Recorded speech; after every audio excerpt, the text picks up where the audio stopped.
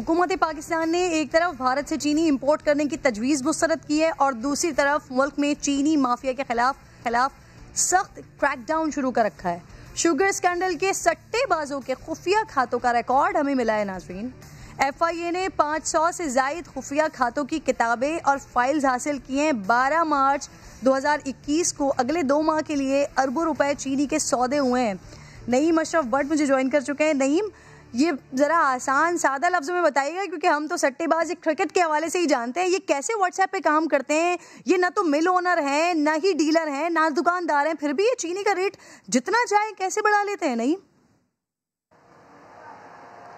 जी बिल्कुल, ये जो आपने बताया इनमें से कुछ नहीं, लेकिन इन सब के प्यारे हैं।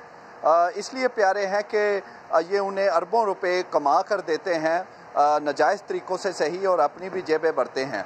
ये जो 500 से ज़ायद खाते जो पकड़े गए हैं, जो कि खुफिया खाते रखे हुए थे इन्होंने बड़े बड़े घरों में, इवन लाहौर के डिफेंस के इलाके में बड़े बड़े घर लेकर, और लगता यही था ये रिहाइश है, लेकिन अंदर ये अरबों रुपए के खाते पड़े थे। और होता ये था, ये वाकई थोड़ा कॉम्प्लिकेटेड, ये पेचीदा मामला था। ये सट्टेबाजी आसान अल्फाज में ये है कि एक कोई भी शख्स जो है वो जो कि जिसका के मिल से कोई वैसे ताल्लुक़ नहीं है, वो चीनी प्रोड्यूस नहीं कर रहा, वो होल सेलर भी नहीं, वो दुकानदार भी नहीं, वो एक रेट मुकर्रर करता है खुद ही। मिसाल के तौर पे मार्च का महीना है तो उस वक्त रेट है चीनी का 100 किलो की बोरी का 9,000 के लगभग।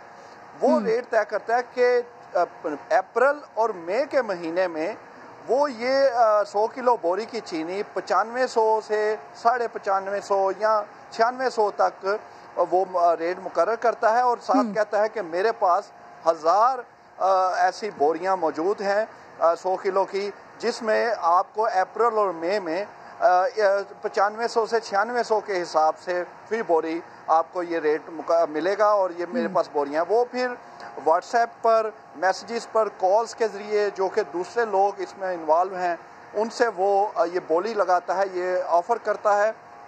फिर वो व्हाट्सएप ग्रुप पर ही दूसरा उन्हें बताता है कि मेरी तरफ से ये 500 बोरियां इसी रेट पे अप्रैल और मई में डन कर दें। डन लिखा जाता है, और वो उसके बाद जो उसे 500 बोरियां खरीदता है वो कागज़ों की हद तक की, वो कुछ ही दिनों बाद वो फिर अपना रेट निकालता है, और वो कहता है कि मेरे पास 250 बोरियां हैं जो आपको जून के महीने में 9600 से ज़्यादा 9700 के हिसाब से आपको चीनी मिलेगी। अच्छा, इसी तरह ये सट्टेबाजी, ये सारा चीज़ चलती रहती है। चीनी जो है वो अभी मिलों में पड़ी है, अभी 2 महीने बाद रेट पता नहीं है, लेकिन रेट पहले ही तय हो जाता है। अब जब वो 2 महीने आते हैं, वो चीनी मिलों से इन तक पहुंचती है, तो फिर वही रेट होता है, लेकिन वो होता हुआ जब वो जेन्युइनली होल सेलर और रिटेल वाले और फिर दुकानदार तक पहुंचता है, तो वो 96 नहीं रहता किरण,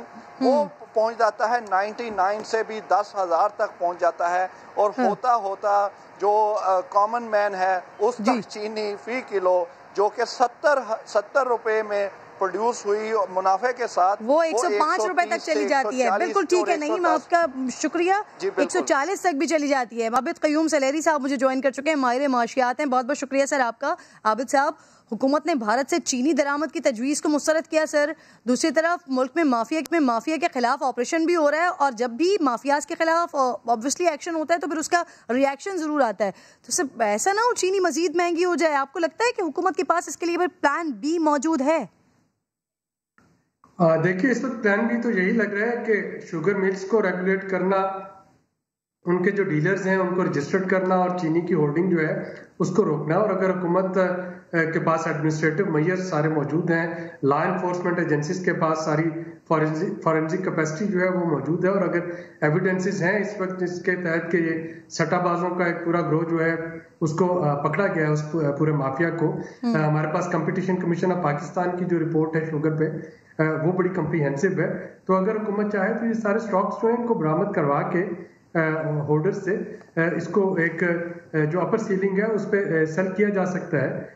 लेकिन अगर ऐसा करने में नाकामी हुई तो फिर जाहिर है कि चीनी का रेट जो है वो महंगा होगा, क्योंकि इंडिया से जो चीनी थी वो तकरीबन 20% इंटरनेशनल मार्केट से सस्ती मिल रही थी हुकूमत को। अब अगर और वहाँ पे वो जो फ्रेट था और जो टाइम था डिलीवरी का, वो भी चूंकि वाघा बॉर्डर के जरिए था, बाय रोड था, ट्रक्स की जो डिलीवरी क्विकेस्ट आ सकती थी। तो अब अगर हमें कुछ शॉर्टेज होती है इंटरनल, नहीं ऑर्डर से स्टॉक निकलवाए जा सकते, तो फिर जाहिर है कि उसको इंपोर्ट करना होगा थ्रू जो फॉर्मल चैनल जिनके जरिए पहले टीसीपी कोशिश कर रही थी, और वो थोड़ी सी महंगी होगी। आप कह रहे हैं कि 40% इंटरनेशनल मार्केट से रेट कम मिल रहा था भारत से, लेकिन सर अब ये बताइए भारत से दरामद करने के अलावा सस्ती चीनी इंपोर्ट करने के लिए मजीद क्या ऑप्शंस है हमारे पास? कहाँ से हम 5 लाख टन की जरूरत को पूरी कर सकते हैं सर? देखिए, आपके पास जो चीनी की जो एक्सपोर्टिंग कंट्रीज हैं वो तो ज़ाहिर है कंपैरेटिव बिडिंग होगी। उस कंपैरेटिव बिडिंग में टीसीपी देख सकती है कि कौन सा मुल्क जो है किस महीने की डिलीवरी जो है वो फ्रेट एंड कॉस्ट सारा कुछ मिला के किस प्राइस पे देता है। तो ये इंटरनेशनल कमोडिटी मार्केट में ही जाहिर अब हमें जाना पड़ेगा। हम बायलैटरल जो है इंपोर्ट वो तो नहीं कर रहे होंगे, और जो भी कंपैरेटिव बिडिंग मिलेगी उस मुल्क से मंगवाई जा सकती है।